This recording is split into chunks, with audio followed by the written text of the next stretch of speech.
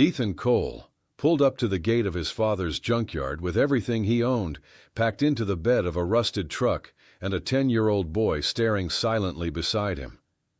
The keys in his hand shook, not from cold, but from knowing this was the last stop after every door had closed.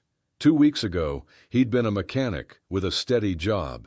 Now he was a man living off severance, explaining to his son why the power company took their apartment lights. The wind smelled like oil and dust, familiar and humiliating all at once. He whispered to himself, "Don't break in front of him. Not here." Mason looked up. "Dad, this is where Grandpa lived, right?" "Yeah," Ethan said, forcing air through the tightness in his chest.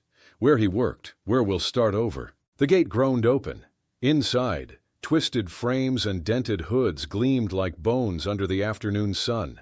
Ethan saw ghosts in every reflection: his father's calloused hands, the arguments, the silence that followed. He dropped the keys in the dirt, picked them up again, and laughed bitterly. At the corner of the lot, a pickup slowed. 2 men leaned out, voices sharp with local amusement. "Didn't think you'd actually move in there, Cole," one shouted. "Guess failure's hereditary." Ethan didn't answer. He just stared until their laughter thinned into the distance, then turned to Mason. "We're not here to prove them wrong," he said quietly. "We're here to build something that lasts." That night, he sat on the trailer steps, listening to the hum of highway and crickets blending into the sound of the junkyard settling around him. He felt the ache of starting over and the strange calm that came with having nothing left to lose. Mason slept inside, small breaths steady as a metronome of faith. Ethan rubbed his hands together, staring at the faint glow of the old shop light still wired to the pole. Somewhere under all that metal and memory, he believed his father had left something unfinished, something that might explain why this place still pulled him back. He whispered into the dark, "You left me the rust. I'll find the reason." The light flickered once and held steady. If you felt Ethan's struggle and want to see how this journey unfolds, subscribe now. There's more to discover in the story of what still turns. Ethan sat at the small workbench inside the shed, a single bulb hanging over him, its light trembling with every gust of wind that rattled the sheet metal walls. The carburetor before him was the same one he'd taken apart every night for a week, cleaned, reassembled, tested, and broken down again. It wasn't about fixing it anymore. It was about the sound of the wrench turning, the faint scrape of brass and steel that filled the silence left by her absence. His late wife, Anna, used to say, "If it can still turn, it can still live." She'd meant engines back then, but now he understood she'd been talking about him too. The shed smelled of fuel and rain-soaked wood. Mason slept in the trailer, wrapped in one of Anna's quilts, his small breath steady through the cracked window. Ethan turned the carburetor in his hands, feeling its weight, light but full of memory. He'd promised Anna he'd keep building, keep moving, but most nights it felt like the world had stopped just short of forgiveness. The radio on the shelf hissed with static. He turned it off and listened to the hum of night. Coyotes in the distance, a train horn somewhere past the ridge, time slow and indifferent. He placed the carburetor down, adjusted his lamp, and whispered, "All right. One more turn." The wrench slipped and nicked his knuckle, a thin line of blood tracing his skin. He didn't curse. He just watched the red mix with grease and whispered again, "Still turns." Outside, wind tugged at the junkyard fences. The sound carried pieces of conversation, mockers from earlier in the day. He'd overheard one at the gas station, calling the place Ethan's scrapyard salvation. They didn't see what he saw when he looked at the rows of wreckage. Not waste, but stories paused mid-sentence, waiting for someone to finish them. He wiped his hands on a rag and looked toward the trailer window, where the lamplight spilled across Mason's drawings taped to the glass. The boy had sketched engines, gears, and cars, half buried in grass. Every one of them had a caption, "We can fix it." Ethan picked up the carburetor again, tightened the final screw, and felt it click into place. He imagined Anna leaning on the doorframe, smiling the way she used to when she caught him lost in work. "You're still at it," she'd tease. "Still turning something that doesn't run. He smiled faintly at the thought. "Yeah," he murmured to the empty room, "but it keeps me breathing." He set the piece on the shelf beside his father's tin box, the one he hadn't dared open yet, and turned off the light. In the dark, the metal shapes of the junkyard gleamed faintly under moonlight, like stars scattered across the ground. Tomorrow, he'd wake early, fix breakfast, and start again, not because the world made sense, but because it still turned. The refrigerator hummed weakly before shutting off again. Ethan didn't bother checking the fuse box. He already knew the power company had cut the line. The silence that followed made the whole trailer feel smaller. Mason sat at the table, pencil in hand, drawing gears in the margins of his math homework. A small cough escaped him, dry, shallow, the kind that made Ethan's stomach twist. "Did you take your inhaler this morning?" Ethan asked. Mason nodded without looking up. "It's almost empty." Ethan stared at the floor for a long moment, counting the ways he could stretch what little cash he had left. He'd sold 2 alternators that afternoon, stripped for copper, and made just enough to fill the gas tank and buy bread. The pharmacy had called to say Mason's prescription was ready, but that was $30 he didn't have. He went to the counter and opened the tin where he kept what passed for savings, crumpled bills, and a few coins. $22 and change. He folded the money back, the sound of the metal lid closing sharper than he meant it to be. From outside came the steady clang of the wind, pushing an old door against its hinges. The junkyard was a graveyard of noise, metal groans, the hollow sigh of wind through stacked shells of cars. He stepped out and scanned the lot, spotting a truck hood glinting in the sun. It might fetch something at the scrapyard if he could pull it clean. Ethan grabbed his wrench set and set to work, the sun already dropping low over the ridge. Sweat mixed with dust on his hands, the smell of hot steel filling the air. Every twist of the wrench echoed Anna's voice. "If it can still turn." He finished it for her quietly. "It can still live." When he got back to the trailer, Mason was asleep on the couch, his sketchbook open beside him. The boy had drawn Ethan standing over an engine, gears turning like stars around him. Underneath, Mason had written, "Dad can fix anything." Ethan's chest tightened. He wanted to believe that. He pulled an old blanket over his son and sat down beside him, the flicker of a candle throwing small shadows across the wall. On the counter sat the empty inhaler, the label peeling. He picked it up, turned it over, and whispered, "I'll fix this too." Outside, the junkyard lights blinked faintly, the last bit of power left in the line. He could hear the town in the distance, its neon signs, its laughter from the diner where he used to take Anna on Friday nights. He closed his eyes and forced himself to breathe steady. Tomorrow, he'd haul more scrap, maybe find someone willing to trade parts for cash. But tonight, he'd stay right here, next to Mason, where the air still carried a trace of warmth. He didn't have much left to give, but as long as something turned, he wasn't done. The bell above the gas station door jingled as Ethan stepped inside, wiping grease from his hands with a rag. The air smelled of burnt coffee and motor oil, same as it had when he was 17, and thought this town was too small to hold him. He grabbed a gallon of milk and a loaf of bread, counting the bills in his pocket before heading to the counter. "Ethan Cole," a voice called from behind. He turned and saw 2 men near the coffee pots, Tommy Graves and Rick Nolan. They'd worked at the same factory before it shut down. Tommy's grin came easy, sharp as ever. "Heard you moved into your old man's junkyard." "That true?" Ethan set the milk down, keeping his tone even. "Place was just sitting there." Rick chuckled. "Yeah, I bet. Nothing says fresh start like raising a kid in a pile of rust." The clerk behind the counter shifted uncomfortably, but said nothing. Ethan could feel the weight of every eye in the store. He pressed his thumb against the counter, focusing on the cool surface beneath his skin. Silence was safer. Words had cost him before. Tommy leaned closer, lowering his voice to a mock whisper. "Saw your boy at school last week. Poor kid looked like he'd rather be anywhere else. You might want to clean up that junkyard before he starts thinking you live in the past." Ethan's jaw tightened. Mason didn't deserve their laughter. None of this was his fault. He swallowed the burn rising in his chest and said quietly, "You done?" Tommy smirked. Just saying. Some dreams rust faster than others. Ethan handed the clerk his money and took his change, without looking back. As he stepped outside, the bell rang again, too loud, like a punchline. The late afternoon light hit the pumps, glare sharp enough to make his eyes sting. He placed the groceries in the truck bed and rested his hands on the tailgate, breathing through his teeth. The urge to turn around, to say something that would wipe the smirks off their faces, burned like fire under his ribs. But Mason's face flashed in his mind, the boy's quiet trust. That was the only thing that mattered. He started the engine. The radio crackled before finding a country station, static wrapping around the singer's drawl.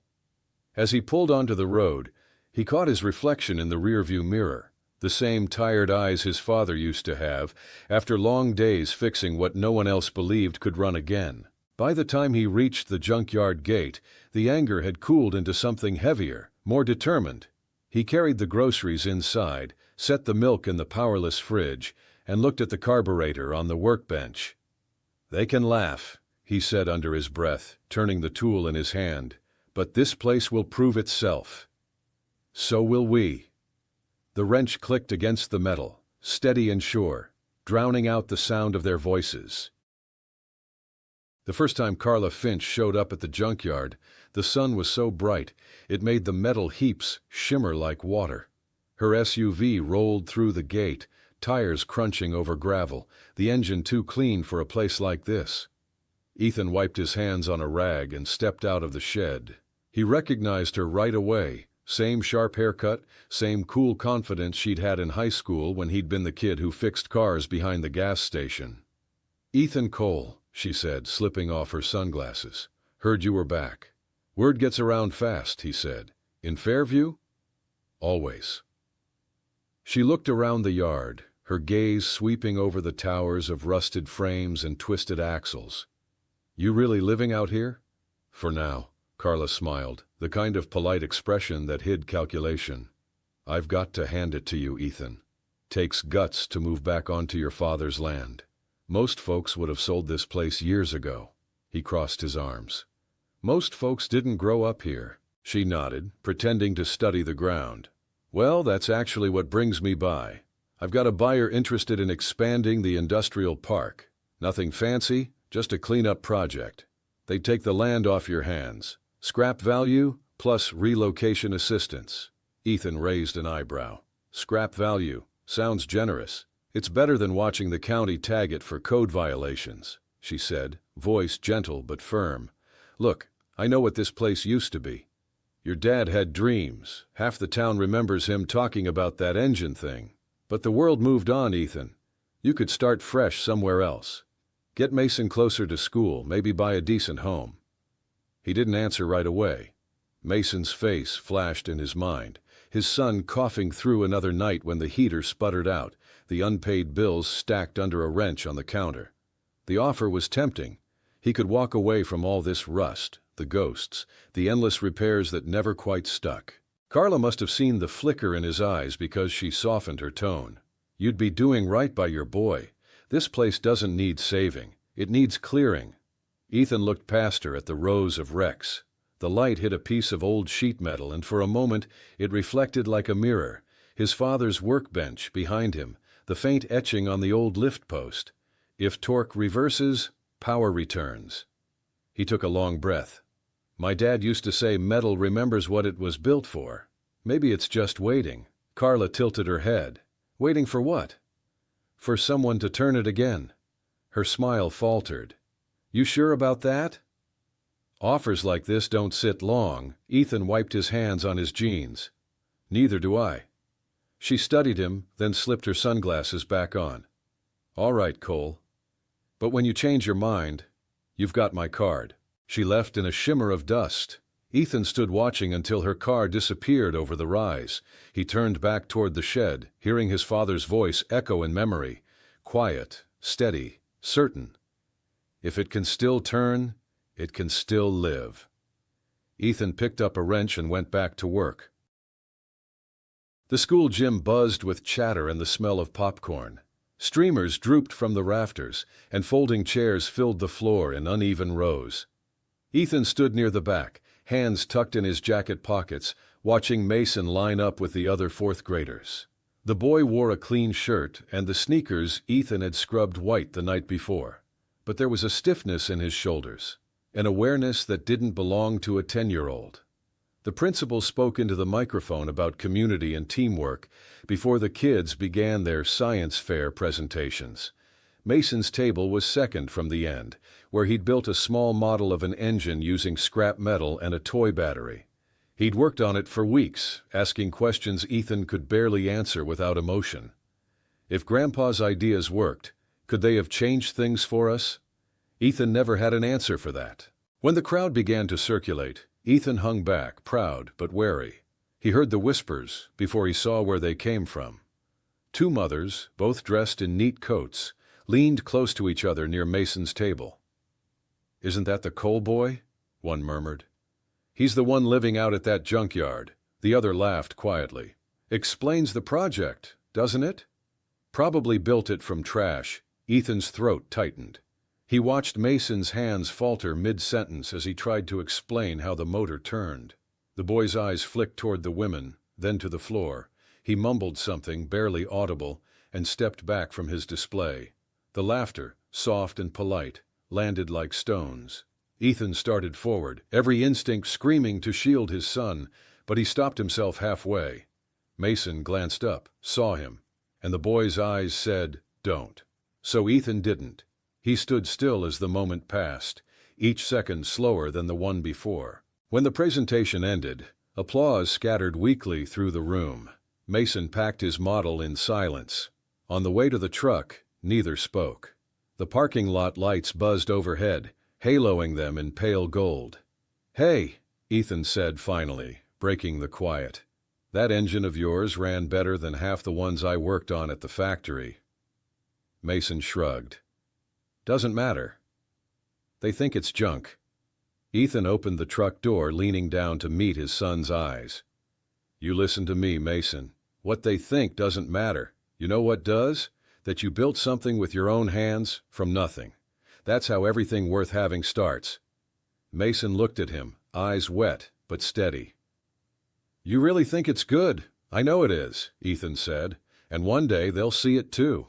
As they drove home, the truck's headlights swept across the rows of rusted cars, their shapes familiar, almost comforting. Mason leaned against the window, the model engine in his lap. The junkyard might be a punchline to everyone else, but tonight, to Ethan, it looked like the beginning of something alive.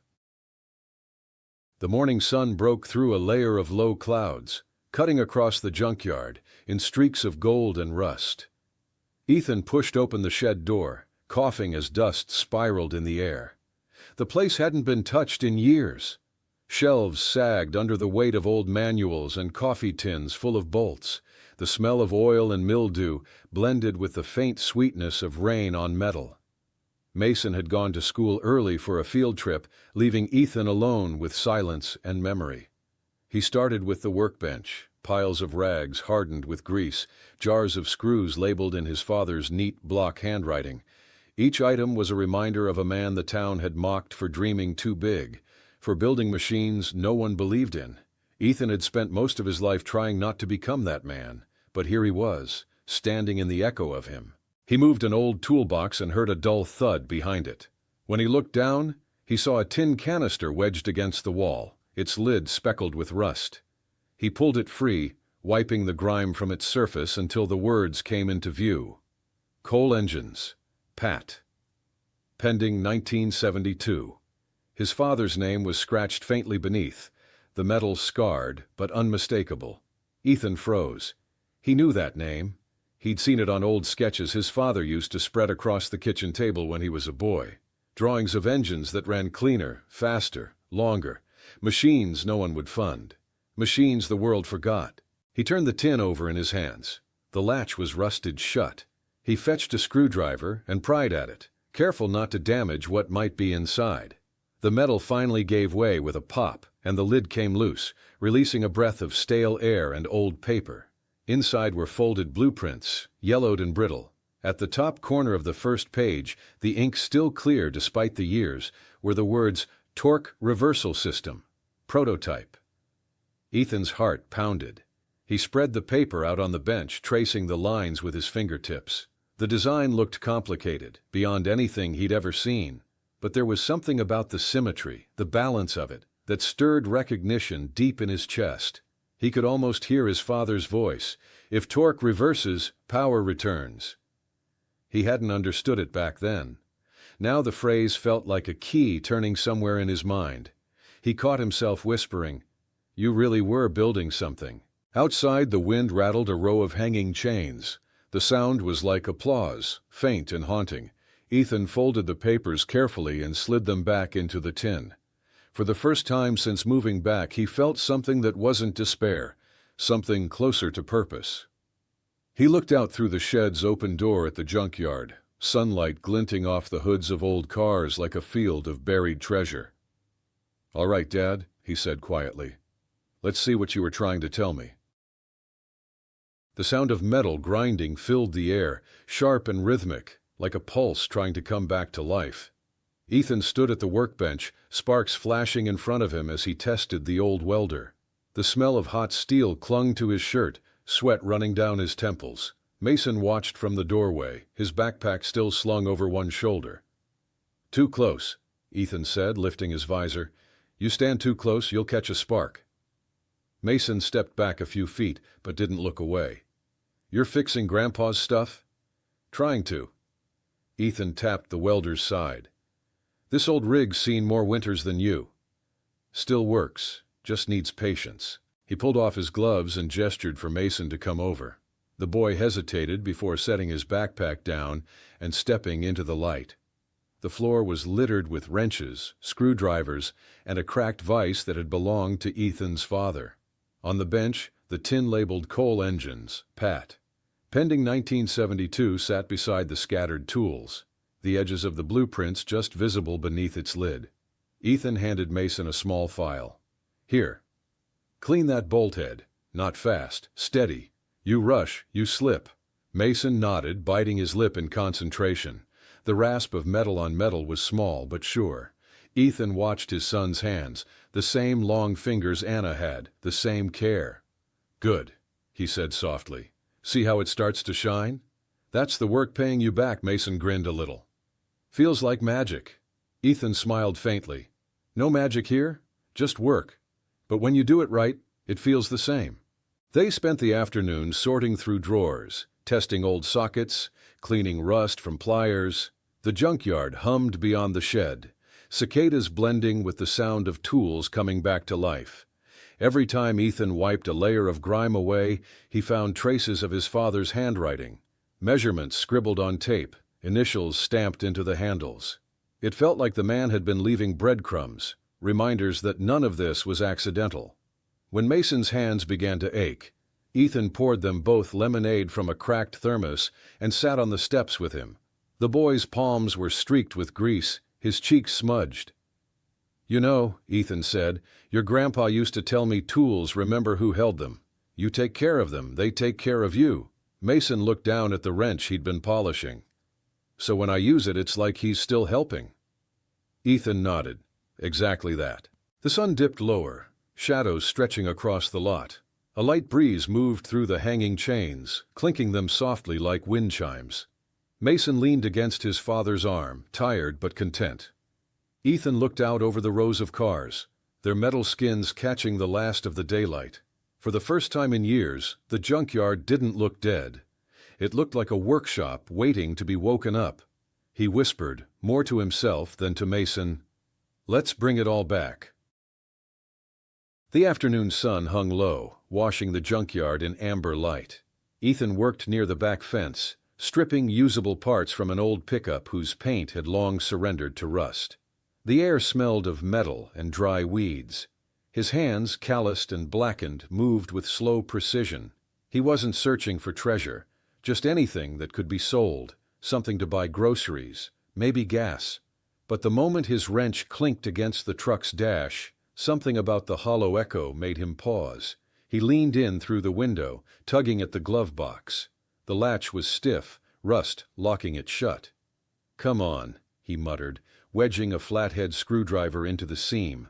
The metal creaked, then gave with a jolt, scattering a small avalanche of dust and brittle papers onto the passenger seat. He brushed them aside and froze. Among the faded registration slips and a pack of cigarettes long turned to powder was a folded sheet, thick and yellowed, edges singed like it had been near heat. He unfolded it carefully. Lines and numbers filled the page in his father's familiar hand. At the top, written in precise, slanted letters, were the words, Phase 3, Torque Reversal. The title sent a chill up his spine. Torque Reversal, he whispered, tasting the phrase like a half-remembered tune. He'd seen it before, etched faintly on one of the blueprints from the tin. But this was new. The drawing showed a gear system unlike anything he'd seen in standard designs. Arrows curved back against each other, pressure loops that seemed to defy the normal direction of rotation. He turned the page sideways, studying the math scribbled in the margins. Ratios, torque multipliers, annotations written with near-reverent care. The final line read, Energy returned to source. Efficiency, 247%, estimated. He sat back in the dirt, holding the page as if it might crumble under his breath. His father hadn't been building a simple engine. He'd been chasing something impossible, an engine that could reclaim its own energy, a design that could rewrite how machines lived and died. Ethan's pulse quickened. He thought of the nights his father had worked alone, the arguments with investors, the late bills, the quiet ruin that followed. Everyone had called Ray Cole a fool. Now, staring at this fragment, Ethan wondered if maybe the old man had been ahead of his time instead. Footsteps approached from behind. Mason, dragging his backpack through the gravel. "Dad, you said we were gonna eat, Ethan?" Blinked, pulling himself back. Yeah, we will." He folded the paper gently and slipped it into his jacket pocket. "Found something today?" Mason peered inside the truck. "Trash?" "Maybe," Ethan said, glancing at the pocket where the blueprint rested. "Maybe not." They walked back toward the trailer, the sky deepening into blue. Behind them, the old truck caught the last streak of sunlight, glinting faintly as if it knew a secret had finally been uncovered. The shed smelled of ozone and oil, that mix Ethan had learned to associate with hope.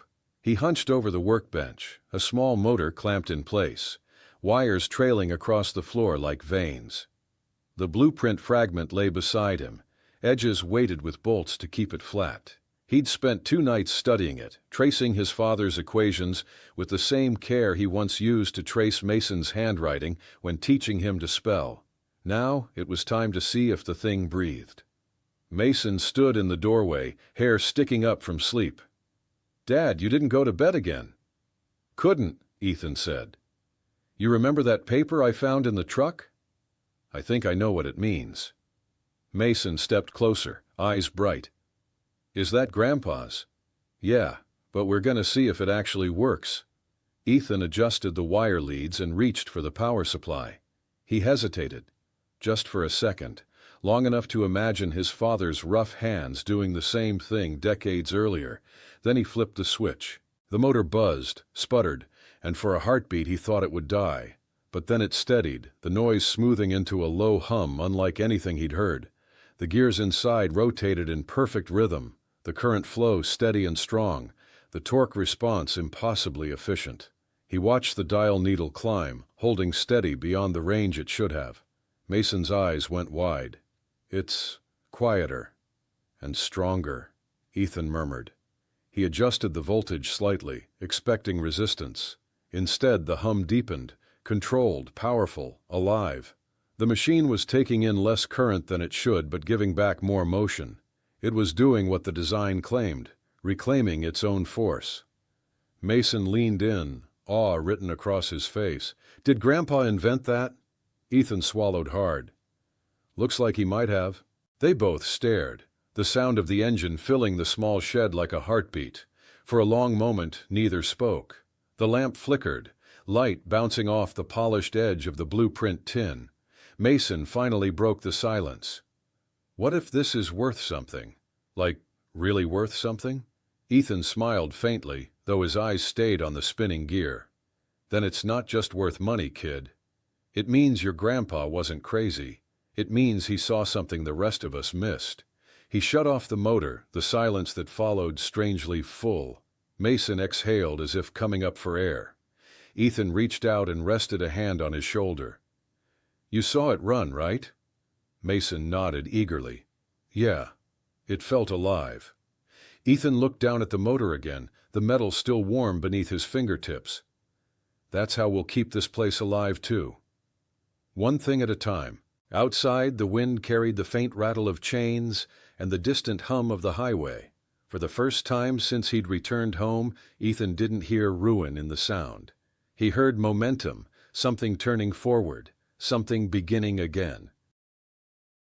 Rain slicked the dirt road leading up to the junkyard, turning the puddles into mirrors that caught the gray sky. Ethan was tightening a bolt on the small motor when the sound of tires crunching gravel made him look up. A silver SUV pulled through the gate, too clean for a place like this.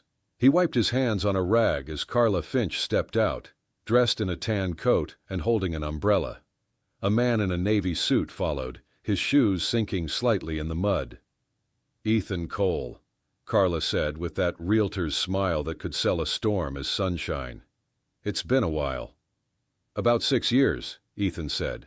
"You here to laugh at the view?" She didn't flinch. "Actually, I'm here to make an offer." The suited man extended his hand. "Walter Green, Finch Realty Investments. We've been looking at this parcel. 32 acres, good frontage. If you're ready to move on, we can make it worth your while." Ethan raised an eyebrow. "Move on to where?" Walter smiled thinly. "Anywhere but here, I'd imagine." He handed over a folded sheet of paper. $20,000 cash offer. You'd be out of this place by month's end." Carla added quickly, "It's a generous deal, Ethan. You know what this land looks like to buyers. Junk, but it's zoned commercial. You could start fresh 20,000. The number hit harder than he expected. It was more money than he'd seen in years. He thought of Mason's medicine, the power bill, the rust creeping into the trailer's floor. For a moment, the idea didn't sound like surrender. It sounded like relief. He glanced toward the shed, where the tin box sat on the workbench, still open to the blueprint fragment labeled Phase 3, Torque Reversal. His father's handwriting curved across the corner of the page, steady, certain, unshaken by time. "Don't sell what still turns." Ethan looked back at the offer. The words blurred. His father's voice rose in memory, gruff, patient. "You don't quit on something just because others can't see what it's worth." Carla stepped closer. "Ethan, this place is drowning you. You've got a son to think about. You could start over somewhere better." He met her eyes. "You ever start over from nothing, Carla?" She hesitated. "No, but I've helped people who had to." "Then you know the difference between selling out and letting go." Walter cleared his throat, checking his watch. "We'll give you a few days." Ethan folded the paper carefully and handed it back. "You don't need to." "The answer's no." Carla sighed, disappointment soft but real. "You can't rebuild history, Ethan." He smiled faintly. "Maybe not. But I can finish what my old man started." As the SUV backed out through the gate, rain fell harder, drumming against the tin roof of the shed.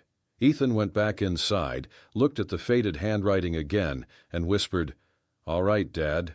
I heard you."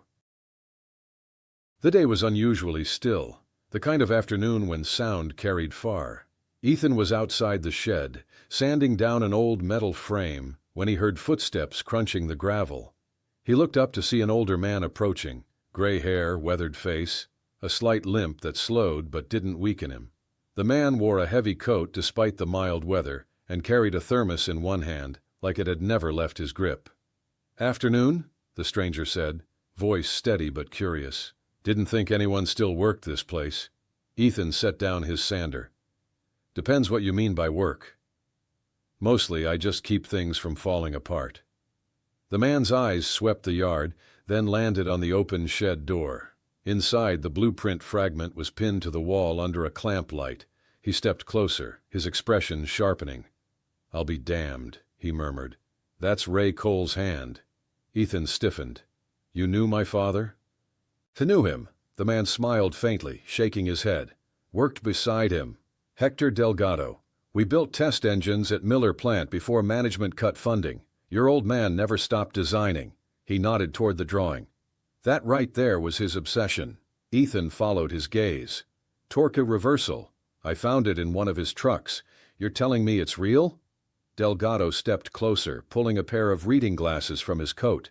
He studied the page for a long moment, tracing the curves of ink with his finger. Not just real, revolutionary. Everyone laughed when Ray said energy could be looped back through mechanical rotation. But he wasn't wrong. Just too early. The math's solid. I can see his adjustments here. Ethan crossed his arms, trying to keep his voice steady. So he wasn't chasing a fantasy. Fantasy? Delgado chuckled softly. No, son. He was building something decades ahead of its time. You know what they called us when we tested early designs? Dream mechanics. Like, that was an insult, Ethan smiled despite himself. It was, around here. Delgado turned to him. He told me once this place would outlast the laughter. Guess he was right. You been working on it? Ethan hesitated, then motioned toward the bench where the small motor sat. Built a test version from what I could piece together. It runs smoother than anything I've touched. Delgado's eyebrows lifted. You serious? Ethan flipped the switch, and the motor came to life with a steady, controlled hum. The old man leaned close, his eyes wide, a boyish grin breaking across his face. That's it, he whispered. That's his signature resonance. He figured out the balance point. Ethan watched him, the confirmation settling deep in his chest. So it works. My father's design works. Delgado straightened, meeting his eyes. It does. But now you've got to protect it. What you've got here, people will want it, and not all for the right reasons. Ethan nodded slowly. Then we'll finish it first. Delgado smiled, lifting his thermos. That's exactly what he'd have said. The rumors started the way most things did in Fairview, quietly, with coffee and complaint. By the time Ethan heard them, they'd already passed through a dozen mouths and come out twisted. He first caught wind of it at the hardware store, when the clerk, a kid barely 20, asked if he needed more shovels for the treasure hunt. Ethan had laughed it off, but something in the boy's smirk told him the joke had traveled. Later that week, he overheard two men at the diner talking just loud enough to be heard. Saw him out there again last night, one said, digging around with a flashlight like he's looking for gold. The other replied, heard it's not gold. Some kind of secret invention his old man buried. Poor guy's lost it. By the weekend, Mason came home from school quieter than usual. He sat at the table, poking at his dinner. Dad, he said, kids were saying you're digging for buried treasure. They said we're going to strike it rich. Ethan set down his fork. That what you think I'm doing?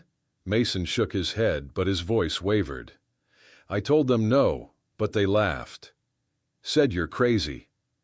Ethan exhaled slowly, steadying his tone. People talk when they don't understand something. Always have. Your grandpa got the same treatment. Was he crazy? Mason asked. Ethan smiled faintly. No. Just early that night, when Mason was asleep, Ethan stepped outside. The junkyard stretched around him, silver under moonlight. He walked between the rows of cars, each one a memory waiting for its second chance. He hadn't been digging for treasure. He'd been searching for parts, blueprints, traces of his father's work. But to the town, anything that didn't fit their picture of success looked like madness. He crouched near the old workshop floor, where Delgado had suggested more notes might be hidden. The earth was soft from recent rain, easy to turn with a spade. Every scoop felt like uncovering not just metal, but memory. He found small things, bolts stamped with his father's initials, fragments of paper, a rusted gear housing. Nothing that would prove what he knew was true, but enough to keep him going. The next morning he stopped at the diner for coffee. Conversations paused as he walked in. Tommy Graves, the same classmate who'd mocked him at the gas station, grinned from his booth. Find anything yet, Cole? Heard there's pirate gold under those Buicks. Ethan looked at him for a long moment, then simply said, "Not gold. Something better." Laughter followed him out the door, but it didn't sting like before. He knew now what his father must have felt, being so close to something real while everyone else was too small to see it. Back at the junkyard, he joined Delgado in the shed. The older man nodded toward the motor. "They'll talk until it runs, then they'll listen." Ethan tightened a bolt, sparks glinting off the metal. "Then let's give them something worth talking about." The storm had passed just before dawn, leaving the junkyard drenched and shining like a sea of mirrors. Ethan stepped out of the trailer, coffee in hand, and stopped cold. The shed door hung open, one hinge twisted. A chill that had nothing to do with the morning air slid down his spine. He set the mug down on the porch rail and ran.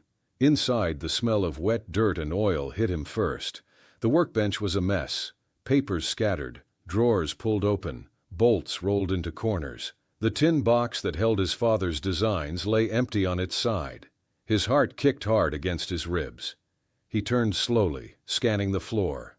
Mud, boot prints, fresh, small enough to be local. They led from the door straight to the bench and back out again. "Mason," he called, his voice tighter than he meant. His son appeared in the doorway, rubbing his eyes. "What happened?" Ethan forced calm into his tone. "Stay on the porch, okay?" Mason frowned. "Dad, please." The boy hesitated, then backed away. Ethan crouched near the workbench, running his fingers over the prints. The mud was still wet. Whoever had been here came during the night, probably while the rain was still falling. He picked up one of the few papers left behind, a scrap torn from the edge of a blueprint. The words, "Phase 3. Torque reversal" were half visible, the rest ripped clean. He slammed his fist against the table. "Damn it!" Outside, the wind picked up again, rattling the chains that hung from the awning. He followed the muddy trail through the puddles, out past the yard's edge, and down the dirt road toward town. The footprints began to fade as the ground dried, but he could still make out the pattern of the treads, cheap work boots worn flat at the heel. Someone who knew this place, someone who knew exactly what to take. When he reached the main road, he stopped. Beyond the trees, the town was waking up, engines starting, lights flicking on, a dog barking somewhere near the gas station. He could almost hear the laughter waiting for him there, the same voices that had called him crazy. Now they had a piece of his father's work in their hands. He walked back slowly, anger cooling into something sharper. Delgado met him halfway, having seen the open shed from the road. "What happened?" "They took some of it," Ethan said. "Blueprints. The main sheet's gone." Delgado's face darkened. "You think it's one of those loudmouths in town?" Ethan nodded. "Someone who finally started believing the rumors." The old man rubbed his jaw. "Then it's time we stop treating this like a hobby. We need copies made, proper locks, and witnesses who know what we're building." Ethan looked back toward the shed, the empty tin glinting in the light. "No," he said quietly, "we don't need locks. We need proof. Once they see it run, they can steal all the paper they want. It won't matter." Delgado studied him, then gave a slow nod. "Then let's make it run." Ethan glanced down at the muddy prints one last time. "And let's make sure they're here to see it." Ethan parked the truck outside the small white house on Maple Street, engine ticking as it cooled. The front porch light flickered even though it was still afternoon. He could see Ellen Marsh through the window, straight-backed in her chair, waiting like someone who'd already decided how the conversation would end. Mason carried his backpack, shoulders hunched, his breathing tight from the walk. Inside, the house smelled of cinnamon and old books. "You're late," Ellen said, standing. Her gray hair was pinned neatly, her tone the same blend of warmth and judgment Ethan had known since Anna's funeral. "Had work in the yard," Ethan replied, glancing toward Mason. "Didn't mean to keep you waiting." Ellen looked at her grandson first, softening. "You okay, sweetheart?" "You sound wheezy." Mason shrugged. "Just forgot my inhaler." She shot Ethan a look. "He forgets because he's tired, and he's tired because he's living in a scrapyard. I don't know what you're doing out there, but that's no place for a boy." Ethan sat down at the kitchen table. "We're managing." "Managing?" Her voice tightened. He's coughing, your lights keep going out, and half the town says you've lost your mind digging up your father's junk. This isn't managing. It's drowning." Ethan rubbed his hands together, staring at the faint stains of grease that never washed away. "You think I don't know how hard it is? Every night I look at him and wonder if I'm enough. But I promised Anna I'd keep what her father built alive. Mason deserves to know where he comes from." Ellen crossed her arms. "He deserves stability. You can't raise a child on ghosts, Ethan. You loved her, I know that, but love doesn't keep the lights on or medicine stocked." Mason stood quietly near the doorway, pretending not to listen. Ethan looked up. "You think I'm doing this for pride? I'm doing it because I have to believe what we've got still means something. That this place, that engine, it's not just metal, it's legacy." Ellen sighed, weary. "Legacy doesn't tuck him in at night. It doesn't fix what's broken." "No," Ethan said, voice low but firm, "but it gives us something to reach for." The room went still. Outside, a gust rattled the window panes. Ellen's eyes softened, just a little. Anna would have wanted him safe. "He is," Ethan said, "and when this is done, when I finish what Ray started, she'll be proud of both of us." Ellen looked at Mason, who met her gaze with quiet certainty. "I like it there, Grandma," he said. "Dad's fixing things." "I'm helping." She hesitated, then nodded once. "All right. But promise me you'll call if it gets worse. His breathing, the money, any of it." Ethan rose, relief and exhaustion mixing in his chest. "I promise." As they stepped outside, Mason slipped his hand into his father's. The sun dipped low, casting the junkyard's direction in gold. Ethan squeezed his son's hand gently and said, "Ghosts don't scare us, do they?" Mason smiled. "Not if they're family." Night had settled heavy over the junkyard, the kind of darkness that seemed to swallow even sound. The shed lamp cast a small circle of light where Ethan worked, tightening a bolt on the prototype engine. The steady hum of crickets outside filled the gaps between his thoughts. Mason sat nearby on an overturned bucket, sketching quietly in his notebook. His drawings had grown sharper lately, lines that looked like blueprints, small notes scribbled in the corners like his grandfather used to write. Ethan set down his wrench and wiped his hands. The boy's pencil scratched steadily across the page. "You're quiet tonight," Ethan said. Mason shrugged.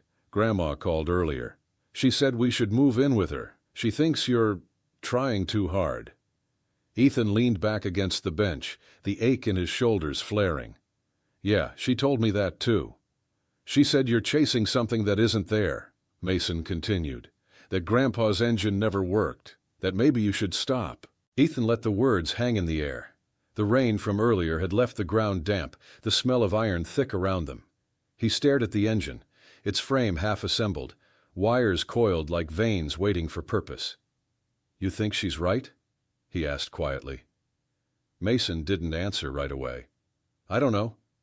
I just don't want everyone to laugh at you anymore." Ethan looked at him, really looked. The boy's eyes held worry, but underneath it, something like faith waiting to be proven. He crouched down so they were level. "Listen to me, son. This place, these parts, this dirt, they're not what I'm trying to save. It's your grandpa's name, the man who built it, the one they called crazy for believing in something better." He gestured toward the shed walls, lined with old tools and faded notes. "We'll prove this place was worth something. Not just the metal, the man who built it." Mason studied him, the lamplight catching in his eyes. "How?" Ethan smiled faintly, same way he did. "We keep turning until it lives." He guided Mason's hand to the side of the engine, showing him how to tighten the wrench just enough. "Feel that?" Ethan asked. "Not too loose, not too tight. Balance. That's what everything runs on." Mason nodded, focused. Together they adjusted the wiring, the motor gleaming like wet bone under the light. For the first time in weeks, the boys' laughter came, a small, clear sound that broke through the heaviness around them. Ethan sat back, letting the moment breathe. The hum of the night returned, softer now, almost approving. "Someday," he said, People will come here to see what your grandpa built. And they'll know we finished it, Mason smiled. Then can we paint a sign? Ethan chuckled. Yeah, we'll call it what he would have wanted. Coal engines. The light flickered once and steadied. Outside, the junkyard glimmered faintly under the moon, and for the first time since coming home, Ethan felt the weight on his chest ease. What had once been a graveyard of metal was slowly, undeniably, beginning to breathe again. The next morning began with fog creeping low over the junkyard, softening the sharp edges of rust and steel. Ethan stood in the doorway of the shed, blueprint fragments spread across the workbench like puzzle pieces. Delgado had spent half the night helping him match them to the old parts they'd salvaged from Ray Cole's buried projects. Now it was just Ethan, the silence, and the weight of what lay ahead. He ran a finger along a cracked diagram, tracing the loops of his father's handwriting. Every line felt like a message from the past. Torque reversal, phase 3. The words still sent a shiver through him. He understood enough now to see what his father had been building. A closed-loop system where energy fed itself, a perpetual balance between motion and return. No wonder the world hadn't believed him. Ethan pulled on his gloves and began. He cleared the table, laid out the tools in order: wrenches, gauges, calipers, grease pencils. Mason watched from the corner, still sleepy but curious. "You're really going to build it?" Ethan smiled faintly. "We're going to try. But we start with what we know." He lifted the engine casing, its metal dull but solid, and began comparing it to the drawings. Some markings still showed through the rust: numbers, arrows, faint initials. Each one matched a note on a torn fragment. His father had left a map in plain sight, scattered across a lifetime of work. For hours, Ethan worked methodically, cleaning, fitting, measuring. He labeled each piece in chalk, connecting fragments of blueprints with the real thing. Mason fetched tools, careful not to interrupt the rhythm. Delgado stopped by with coffee around noon, peering over his shoulder. "You've got the bones right," he said. "But look here. This section folds inward." He was using torque feedback instead of output. Ethan adjusted his grip, eyes narrowing. "So instead of pushing energy forward, it reclaims what's wasted," Delgado finished, smiling. "Smart old fool." They laughed quietly, then fell back into focus. The hours passed, the shed filling with the scent of hot oil and dust. By dusk, the outline of the full design had emerged, a fusion of old mechanics and something almost elegant. Mason leaned close, his voice barely above a whisper. "It's beautiful." Ethan nodded, exhaustion threading through his limbs. "It's a start. We've got the heart, now we build the veins." He reached for his father's wrench, the one engraved Cole 72, and tightened a final bolt. Delgado stepped back, admiration in his eyes. "He'd be proud, you know." Ethan swallowed hard. "He'd tell me to stop talking and get it running." They laughed again, but the sound carried warmth now, not weariness. Mason handed his father a rag, grease streaking his small fingers. "So tomorrow we test it." "Tomorrow," Ethan said, "we see if it still remembers how to live." Outside, the fog had lifted. The last light of day poured through the open door, glinting off the metal frame like a promise whispered across generations. Ethan found the hollow sound by accident. He'd been sweeping the corner of the garage, clearing out the dust that always settled thick after rain, when his broom clinked against something that didn't echo like concrete. He stopped, crouched, and tapped the spot again. The tone was dull and metallic, something buried just below the surface. He knelt, brushing away years of grime. The floor showed a faint square outline, about 3 feet wide. A seam. He pried at the edge with a screwdriver, and a slab of old plywood came loose, revealing a sheet of corrugated metal beneath. His pulse quickened. Delgado's words came back, how Ray Cole had hidden some of his best work when the factory men tried to take it. Maybe this was it. He called out, "Mason, bring me the crowbar." Mason came running, eyes wide. "Did you find something?" "Maybe," Ethan said. "Help me lift this." Together they wedged the bar beneath the panel and heaved. The hinges screamed before snapping free, releasing a wave of stale air from below. A small chest sat in the hollow, iron, rusted, edges eaten by time. The lock had fused to the latch, dark with corrosion. Mason's voice trembled with excitement. "Is it Grandpa's?" "Only one way to know." Ethan carried the chest into the light, setting it on the workbench. He hammered the lock once, twice until it cracked loose. The lid creaked open, the hinges protesting. Inside lay a mess of ruined papers, edges blackened from moisture, ink bled into indecipherable patterns. A few metal bolts clinked together at the bottom, their threads stripped with age. He lifted one of the sheets, and it fell apart in his hands. The smell of rust and mildew hit him hard. His chest tightened, not from the air but from the weight of disappointment. Mason leaned forward. "What is it?" Ethan didn't answer right away. He kept sifting, desperate for anything that still made sense, any line of his father's handwriting, any piece of proof that this had been worth the years of ridicule and effort. But all that remained was decay. He sank onto the stool, the chest open before him, its promise turned to dust. "I thought—" He stopped, pressing his palms to his eyes. "I thought maybe this was it. The rest of the design, the missing piece." Mason stood quietly beside him, small hand resting on his arm. "Maybe it's just old," he said softly. "But you already have enough, don't you?" "You made the motor work." Ethan looked at him, the boy's sincerity cutting through the fog of defeat. "Yeah," he murmured. "Maybe that's the part he meant me to find." He closed the chest gently, sealing its emptiness inside. Outside, thunder rolled somewhere far off, echoing across the hills. Ethan turned off the light and stood in the doorway with Mason, watching the sky flicker. "Sometimes," he said quietly, "you dig for gold and find dust. Doesn't mean you stop digging." Mason nodded, leaning into him. Together they stood there, father and son framed by the soft rumble of the storm, the junkyard glinting faintly in the flashes of light, as if reminding them there was still more buried worth finding. The rain had stopped by morning, leaving a thin mist over the junkyard. Ethan stood beneath the old car lift, wrench in hand, tightening the bolts on the motor mount. The machine hadn't worked in years, its hydraulics rusted stiff, but he liked being near it. It was one of the few pieces still standing from his father's original workshop, a silent witness to everything that had been built and lost. Delgado crouched beside him, checking a line on the blueprint spread over the concrete. "If he meant what I think he did," the old man said, "there should have been a secondary workspace."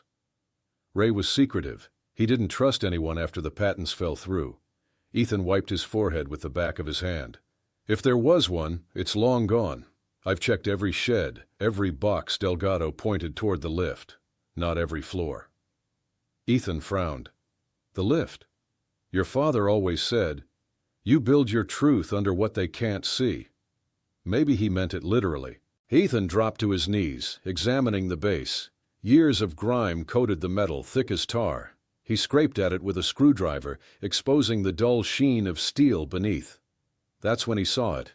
Faint at first, a curve of letters carved into the frame. He brushed harder until the full inscription appeared, shallow but unmistakable. "If torque reverses, power returns. Coal 72. His breath caught. He ran his fingers over the words, tracing each groove like it was a signature. "He left it here," Ethan whispered. "All this time." Delgado leaned closer, squinting. "That's not just a motto. It's a direction. Look, these marks here, see how the engraving trails off?" Like an arrow, Ethan followed the line with his gaze to a patch of concrete where an old oil stain spread outward like a shadow. He tapped it with his wrench. It rang hollow. He exchanged a look with Delgado. "Go get Mason," Ethan said, "and the crowbar." Minutes later, the three of them were prying at the cracked floor. The slab resisted, then shifted, revealing a rectangular hatch sealed with iron brackets.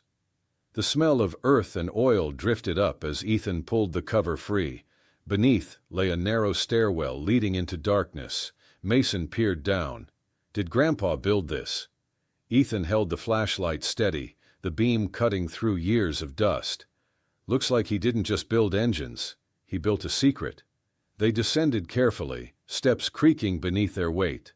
At the bottom, the space opened into a small underground workshop, walls lined with shelves and the remnants of machinery. On one work table sat a rusted generator, cables coiled around it like vines. Faded blueprints covered the far wall, edges curling but still legible. Delgado exhaled slowly. "Well, I'll be damned." Ethan stepped forward, awe softening his voice. "He finished it down here, away from everyone who doubted him." Mason reached for his father's hand. "So this is where it really started?" Ethan squeezed back gently. "No," he said, eyes shining in the flashlight's beam. "This is where it begins again." By the next week, the junkyard had become a destination, not for customers, but for curiosity. Cars slowed at the gate, drivers pretending to check their phones while sneaking photos through the fence. Ethan noticed it first when a teenager stopped on his bike, snapping pictures of the old lift with a wide grin. He didn't think much of it until Delgado showed up with his tablet. "You seen this?" the old man asked, holding it out. On the screen glowed an article titled, "The Junkyard Inventor's Son, Legacy or Lunacy?" The byline read, "Mara Briggs, Fairview Online Chronicle." Ethan frowned. "Who's Mara Briggs?" "Freelance blogger," Delgado said. "Writes about local oddities. You're the headline this week." Ethan took the tablet, scrolling through the post. Photos of the yard filled the screen. The rusted cars, the shed, even a shot of him and Mason bent over the workbench, grainy but unmistakable. The caption read, "Ethan Cole, son of the late mechanical dreamer Ray Cole, appears to be rebuilding his father's mysterious engine design, long dismissed as impossible. Locals report strange lights and late-night work.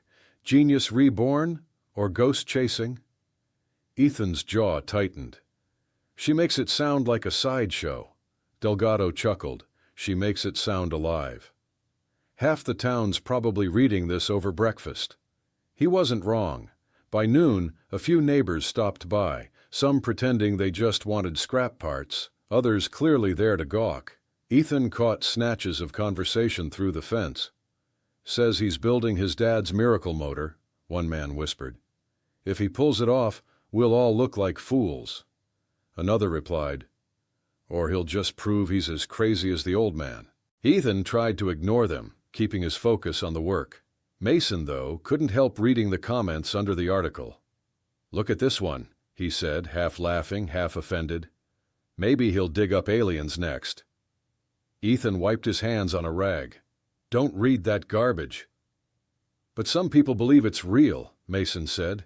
"They're asking questions about how it works." Delgado smiled knowingly. "That's how it starts. Curiosity comes wearing mockery's coat." Ethan looked at him uncertain. "You think this kind of attention helps?" "Help or hurt doesn't matter," Delgado said. "You can't stop people from talking. What matters is, when they see it run, they'll have to choose which story to believe." That night, Ethan stood outside the shed, the sky bruised purple above him. The hum of the rebuilt generator echoed softly through the yard. He thought of his father, how Ray had worked in silence without anyone watching. Now the whole town was watching, even if half were laughing. Mason joined him, holding a flashlight. "Do you think Grandpa would have liked that people finally care?" Ethan smiled faintly. He'd probably hate it, but he'd still make sure it worked before sunrise. Mason nodded. "Then that's what we'll do." The boy switched on the flashlight, its beam landing on the engraved wrench resting near the bench. The words glinted in the light. "If torque reverses, power returns." Ethan looked out toward the gate, where another car slowed to stare. "Let them watch," he said quietly. "Soon enough, they'll see." The county archive smelled like old paper and lemon polish, and the hum of the microfilm machine sounded like a tired insect. Ethan sat at a narrow table with Mason beside him, while Mr. Delgado spoke quietly with the librarian, a woman with careful eyes who moved as if the shelves might bruise. "Town records from 69 to 75, Delgado said. industrial filings, council minutes, anything referencing coal engines. The librarian nodded and disappeared between rows. Ethan rubbed his thumb over the edge of a manila folder, steadying his breath. "You sure we'll find anything?" he asked. "We'll find traces," Delgado said, setting his thermos down. "Ray left paper everywhere. He just never had the money to finish the filing." Mason leaned forward. "So Grandpa never had a patent?" "Not registered," Delgado said, "but documented. That matters." The librarian returned with a stack of bound minutes and a slim ledger tagged Industrial Correspondence, Fairview Council. Ethan opened it carefully. On the third page, his father's name appeared in typed lines. Proposal, Energy Recapture Engine, R. Cole. Next to it, a terse note, deferred pending demonstration and funding. Ethan exhaled through his nose, a sound closer to a laugh than a sigh. "Deferred," he said.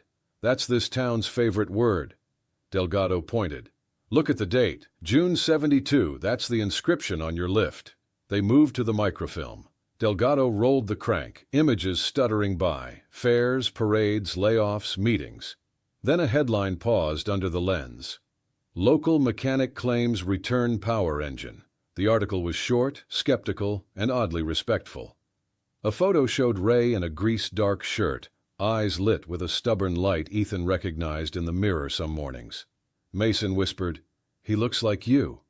Ethan swallowed. "Other way around." The librarian set down another folder. "There's a letter to the editor," she said, "from a Hector Delgado." Delgado chuckled. "I remember that. I told them to at least hear him out." Ethan unfolded the letter. The paper crackled softly. The words were measured, technical, and relentless in their defense. Preliminary tests suggest efficiency beyond conventional gear train losses. Community observers invited. Ethan looked up. "They didn't come, did they?" Delgado shook his head. "A few did. Most laughed at the invite. They pushed deeper. Council notes recorded a workshop safety inspection that passed, a line item granting Ray temporary use of surplus material from the Miller plant, and then nothing. The trail thinned into rumors and invoices, a man pushing a loan against the shape of doubt. Finally, in a dusty box labeled Unclaimed Technical Submissions, Ethan found a thin packet, diagrams in Ray's hand, stamped, received by the county clerk, but never filed federally. On the cover, Torque Reversal, Phase 1 to 3, Provisional Notes. Ethan ran a fingertip over the stamp as if he could wake time. "He brought it here," he said.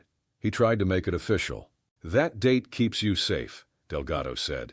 "If we catalog this and have the archive notarize that it was received then, your father's prior art is public record. Anyone trying to claim the idea clean will have to reckon with that." The librarian nodded. "We can log it today. Public documentation, searchable. No lawyers needed." Mason looked between them. "So they can't steal it?" "They can't pretend it never existed," Ethan said.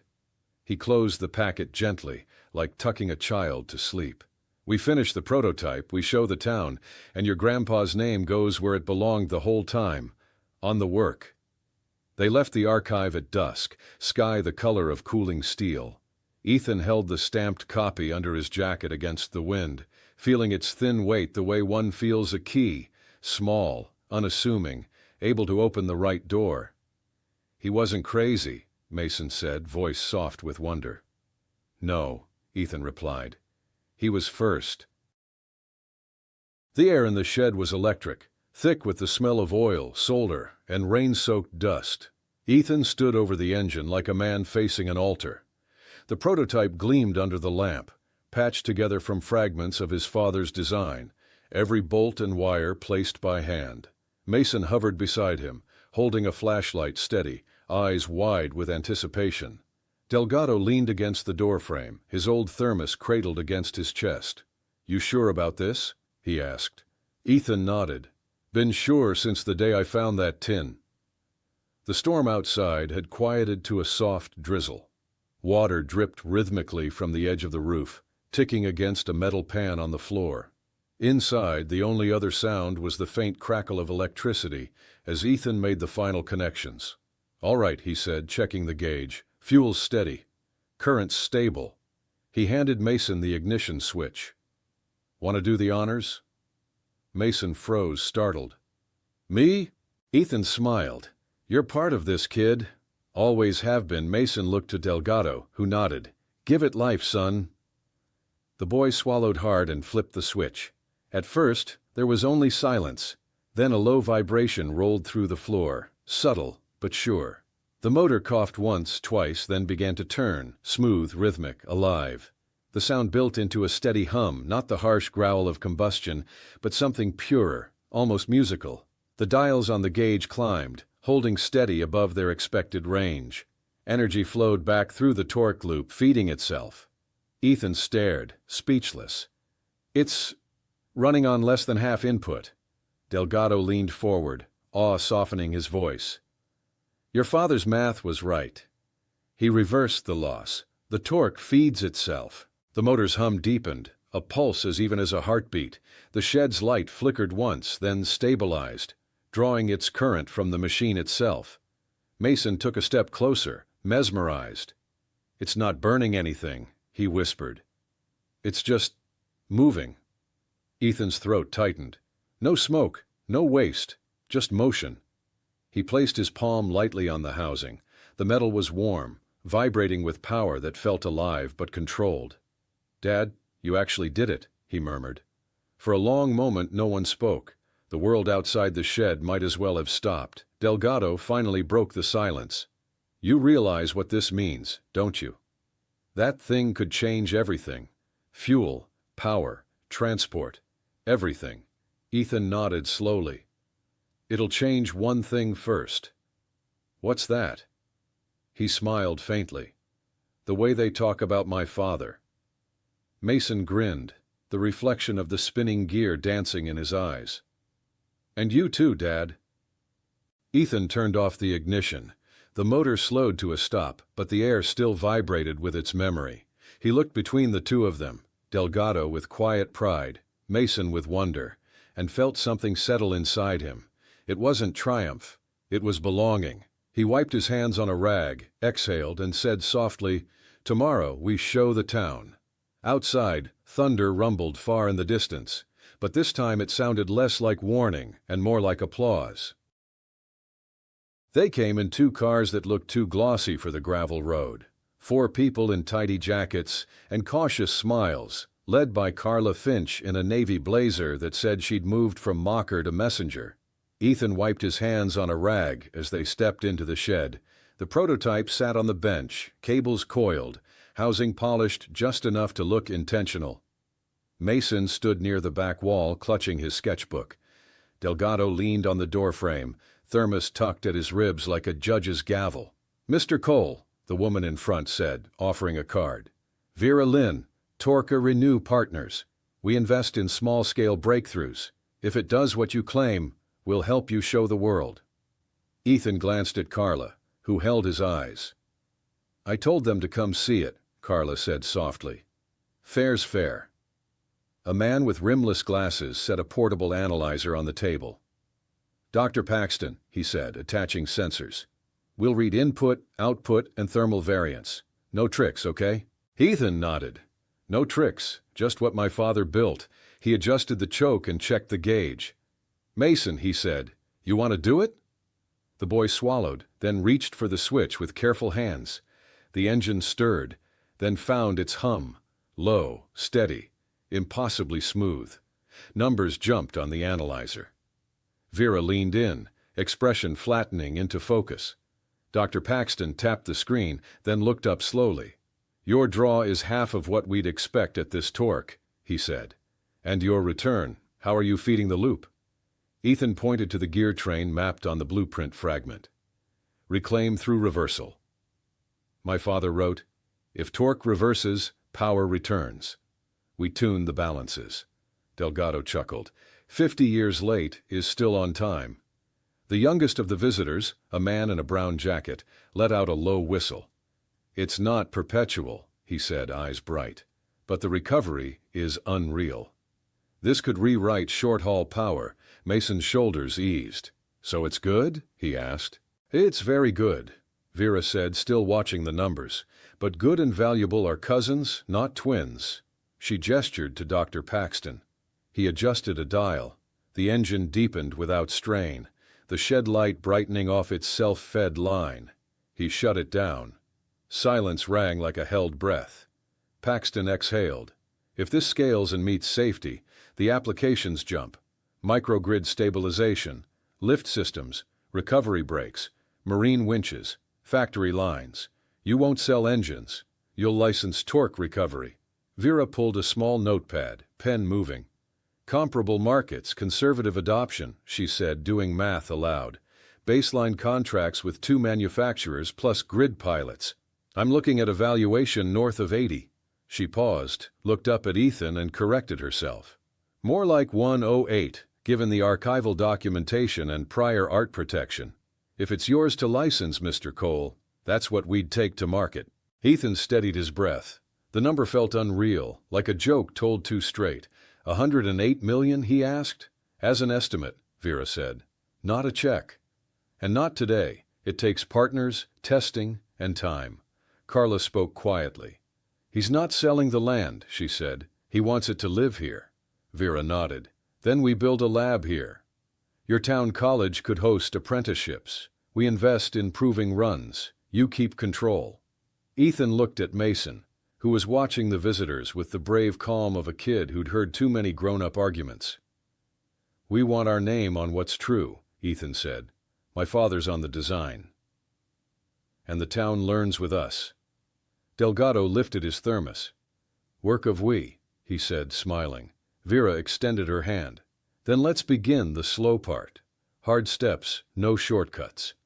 We'll earn that number, or we won't use it." Ethan shook her hand, the skin of his palm still warm from the engine's housing. "We don't need shortcuts," he said. "We've waited 50 years. The deal papers sat untouched on the kitchen table, their polished pages whispering promises Ethan didn't trust. Mason slept in the next room, the sound of his breathing soft against the ticking of the wall clock. Delgado had gone home hours ago, muttering that big money moved faster than good sense. Ethan stared at the offer sheet. The figures were dizzying, the kind of money that could erase every worry, every debt. One signature, and the junkyard would become a corporate facility. But the thought made his stomach knot. His father hadn't built an engine to sell. He'd built it to prove something, that ideas mattered more than ownership. At dawn, he poured coffee and stood at the window. The mist rose over the yard, softening the edges of the wrecks until they looked almost new. Mason wandered out, hair rumpled. "You didn't sleep," he said. Ethan smiled faintly. "Didn't want to." He ruffled his son's hair, then reached for his jacket. "Get your boots.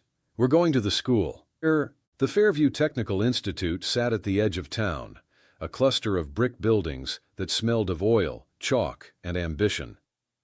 Inside, the metal shop buzzed with students welding sheet steel for their morning projects. The head instructor, Mr. Raines, was a broad man with kind eyes and burn marks on his sleeves. "Ethan Cole," he said, shaking his hand. "Heard the stories. Thought they were folk tales until that blogger wrote about you." Ethan laughed. "Half folk tale, half miracle. I need your help." He pulled the folded blueprints from his coat, laying them on the table. "This isn't just a motor. It's proof of what can be done when people don't give up. I don't want to sell it. I want to build something here, with your students, with the town." Raines studied the drawings, nodding slowly. "You're talking about a lab. A place where anyone can come see how it works," Ethan said. "Learn, build, improve. Not behind a fence, not for profit. We call it the Cole Innovations Lab. My father's name belongs here, not buried under some corporate logo." Raines smiled. "You'll have volunteers before the week's out." Word spread fast. Students showed up after classes, bringing tools, scrap, and questions. They helped clear the junkyard's center lot, hauling out wrecks and laying a foundation where the old shed had stood. Carla stopped by one evening, watching them work under strings of borrowed lights. "You could have walked away rich," she said. Ethan wiped his hands, grease streaking his arms. "This feels richer." Delgado laughed from the porch, "and a damn sight noisier." By the end of the month, a sign hung above the gate, "Coal Innovations Lab, built by hands that still believe." The first community class gathered under it, Mason standing proudly beside the restored engine as it purred to life. Ethan looked at the crowd. The same faces that once doubted now leaning forward in wonder, and felt something deeper than victory. Legacy wasn't about owning the future. It was about giving it room to turn. The first Saturday after the sign went up, a pickup rolled through the gate and stopped near the new slab. Tommy Graves climbed out, hat in his hands like a man stepping into church. He didn't meet Ethan's eyes at first. "Brought rebar," Tommy said, tapping the truck bed. "Left over from a job. Figured your lab could use it." Ethan wiped dust from his palms. "You don't owe me anything." Tommy nodded, cheeks coloring. "I know. I said some things. Figured I could say something better with steel." Ethan held his gaze a moment, then smiled. "Unload it by the forms. We'll tie it in." Before the morning burned off, more trucks arrived. Rick Nolan pulled up with a battered forklift strapped to a trailer. "Loner," Rick said. "Needs a choke and a prayer, but she lifts." He offered his hand. Ethan shook it, the old sting of the gas station fading like a bruise in sunlight. The gas station owner brought drums of diesel for community projects. The diner sent boxed sandwiches with a note scrawled in marker, "For the work of we." Students from the tech school laid chalk lines and set posts, their welds sparking like small constellations. Mason darted among them, hauling water and bolts, his laugh ringing across the yard. Delgado stood under the shade of the old lift, supervising with a thermos and a grin. "Never thought I'd see the day," he said. "Mockers turning to makers." "Maybe they were waiting for a job that meant something," Ethan said. By noon, Carla's SUV eased through the gate. She wore boots instead of heels, surprising everyone by climbing from the cab with rolled plans under her arm. "You've got a bottleneck," Carla said, nodding to the fence line where wrecked frames squeezed the path. "If you're serious about classes, deliveries will choke here. I negotiated an easement from the adjoining lot." She spread the papers on a sawhorse. "Access lane along the creek, plus a 40-foot strip for storage. No rent for a year." Ethan blinked. "Carla, that's practical," she said, a smile catching. "And overdue. I helped shrink your home once. I'd like to help it grow." Tommy whistled low. "Well, I'll be." They walked the boundary together, shoes crunching in the gravel. Sunlight flashed through cottonwoods, dappling the creek like hammered metal. Carla pointed to a stand of weathered pallets and a lopsided shed that came with the strip. "You can skin the boards, reuse the lumber," she said. "Wood remembers better than most things." Mara Briggs, the blogger, appeared with a camera, asking permission before filming. "This part matters," she said. "Not the hum of the engine, the hum of people." Ethan nodded and waved her on. All afternoon the yard filled with purposeful noise, saws, chains clinking, the forklift coughing its way into usefulness. A young welder taught Mason to tack a corner seam, guiding his hands. "Slow breath," the welder said. "Let the puddle turn." As dusk slid in, work lights clicked on, the lab's bones glowing against the deepening blue. Ethan climbed the slab and looked out, Tommy and Rick laughing like old friends, Carla marking stakes by the creek, students sweeping metal shavings into neat piles. He felt the old ache in his chest loosen, replaced by a steady warmth. Mason joined him, grease on his cheek. "Dad," he said, beaming, "they came." "They did," Ethan said, "and they'll come again." Delgado raised his thermos in salute from below. "To the Coal Innovations Lab," he called. "Built by hands that still believe." Ethan lifted the engraved wrench, the letters catching the light. "And by a town learning to return power," he said. "Together." The junkyard was quiet again. The work lights had been turned off, the laughter of volunteers faded into the hum of crickets beyond the fence. Ethan sat alone at the workbench, a cup of cold coffee beside him, the lamp casting a small halo over the stack of papers in front of him. He'd been staring at the blank page for half an hour before he finally picked up the pen. The metal of it felt heavy, the way promises sometimes do. He dated the top, October 12th, then wrote her name, Anna. He hesitated, listening to the faint wind pressing against the walls. "You'd hate how long it took me to sit still," he murmured, then began to write. "You told me once that faith isn't believing everything will be fine. It's believing there's still something left to work on. I didn't understand that then. I do now." He paused, glancing toward the window where the outline of the new lab rose against the moonlight. The letters continued. "The engine runs, Anna. It runs clean and steady, like a heartbeat finally finding its rhythm. Mason saw it first. He said it sounded alive. Maybe it was. Maybe it always was, just waiting for the right hands to turn it again." He smiled faintly, remembering her voice in the small kitchen years ago, teasing him as he rebuilt carburetors late into the night. If it can still turn, it can still live. She'd said it about an engine, but she'd meant him. "The town came back too," he wrote. "The same folks who laughed are here every day now. Tommy brought rebar. Rick loaned his forklift. Even Carla gave us land by the creek. I don't hold grudges anymore. Turns out pride doesn't build half as well as forgiveness." He leaned back, pen hovering over the page. His chest ached, not with grief anymore, but with the kind of fullness that comes from keeping a promise. "Mason's getting taller. He's learning to weld. Delgado says the boy's steadier than I ever was. Sometimes he hums while he works. Your tune, the one you sang when you thought no one was listening. He keeps your spirit close, Anna. So do I." He signed his name but didn't stop there. Beneath it he added one more line, one that felt truer than anything else he'd ever written. "I found the living proof of your faith in what still turns. And it's not the machine, it's us." He folded the letter carefully, slid it into the tin that once held his father's blueprints, and placed it on the highest shelf. Then he stepped outside, the cool night air brushing his face. The lab stood quiet, framed by the stars, the engraved wrench gleaming faintly where he'd left it on the doorpost. Ethan looked up and whispered, "We kept it turning, Anna." The wind moved through the yard, rattling chains, shifting air through hollow frames. It sounded to him like her answer, soft, approving, alive. The morning of the opening felt unreal, bright, crisp, the kind of day that seemed to hold its breath. The Coal Innovations Lab stood finished at last, glass panels gleaming against the skeleton of the old junkyard, the lift preserved like a monument beside the door. A crowd gathered near the gate, students, townspeople, local press, and a few faces Ethan never thought he'd see again. Carla stood near the podium, papers in hand, but she wasn't the one who would speak. That honor belonged to Mason. Ethan adjusted his son's collar. "You sure you're ready?" Mason nodded, a little pale but steady. "You said it once. Balance. Not too tight, not too loose." Ethan smiled. "That's right."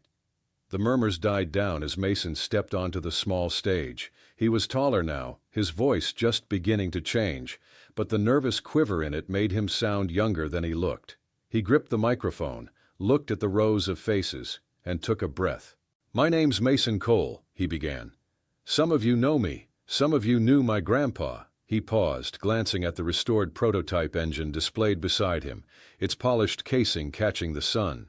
He built something people didn't believe could work, and for a long time that's all anyone remembered, that he tried and failed.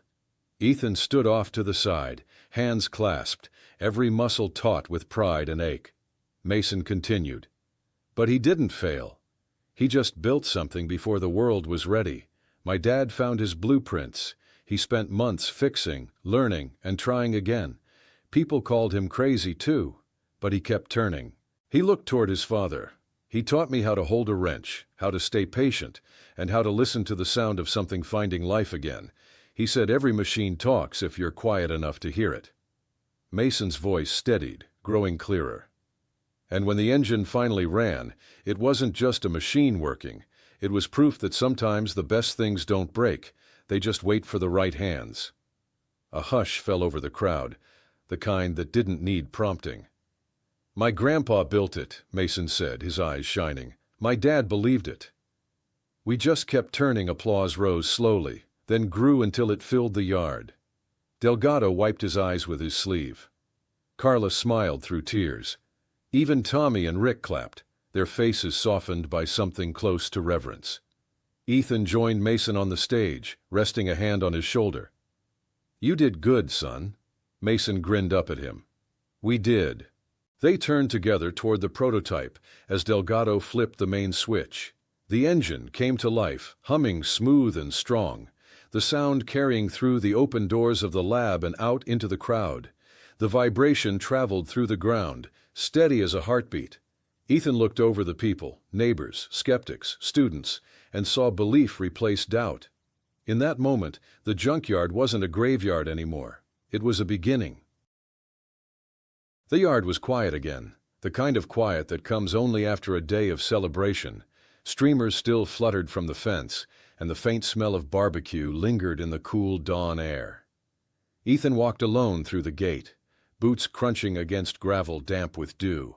The lab stood in the half-light, glass walls glinting faintly, the words "Coal Innovations" etched across the entrance.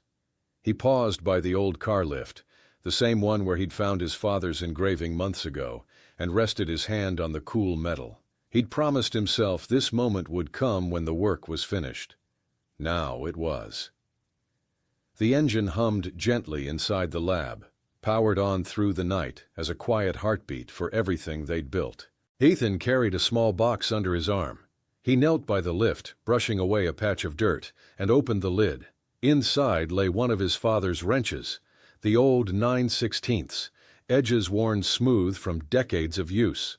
The letters COLE 72 were still faintly visible along the handle. He turned it in his hands, remembering the sound of that wrench dropping on concrete when he was a boy, the voice that had followed, "If torque reverses, power returns." He smiled, the words no longer a mystery. They weren't about mechanics anymore, they were about faith, about the way love and work circled back if you kept them moving. Mason's footsteps approached behind him. "You're up early," the boy said, rubbing his eyes. "Couldn't sleep." Ethan glanced over his shoulder. "Thought I'd finish something." Mason crouched beside him. "What's that?" "Your grandpa's wrench," Ethan said. "He built everything he owned with this. Thought it should rest where it all began." Mason nodded, solemn. "Like putting it home." Ethan dug a small hole beneath the lift's foundation, the earth cool and damp against his hands. He laid the wrench inside carefully, like setting down something still breathing. For a moment, he didn't move. "He didn't get to see this," Ethan said quietly, "but somehow I think he knew it would come." Mason placed his hand over his father's. "Maybe he's seeing it now." They filled the soil back in together, packing it firm. Ethan brushed the dirt from his palms and stood, looking out across the yard. The first rays of sunlight crept over the horizon, sliding across the junkyard's surface until they caught the engine through the lab window. Its polished metal caught the light and flared gold, humming steady and soft. The sound carried on the morning air, low and perfect. Delgado's truck pulled up at the gate, the old man waving as he stepped out. "You two start early or finish late?" Ethan smiled. "Little of both." Delgado nodded toward the lab. "Still running?" "Still turning," Ethan said. The sun climbed higher, lighting every bolt and beam. The yard that had once been a graveyard of rust now gleamed alive. Ethan wrapped an arm around Mason's shoulders, feeling the warmth of the boy's steady breathing. "Let it keep turning," he said, "long after we're gone." And as the light hit the engine, steady as a promise kept, the hum rose like a prayer returned to the world. If you enjoyed this story, make sure to subscribe to help support us. See you tomorrow.